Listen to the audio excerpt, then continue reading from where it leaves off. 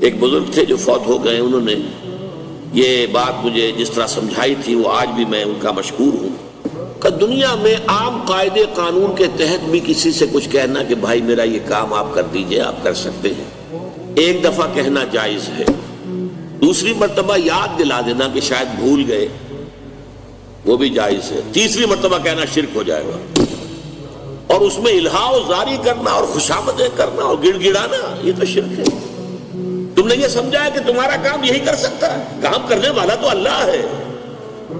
لا فاعل فی الحقیقت ولا مؤثر الا اللہ۔ حضور نے فرمایا کہ اگر تمہیں جوتا باندھنے کا تسبہ درکار ہو تب بھی اللہ سے مانگو، کسی کے سامنے سوال کا جو ہاتھ جو ہے وہ دراز نہ کرو۔ اللہ نے تمہیں ایک عزت نفس دی ہے، اس عزت نفس کو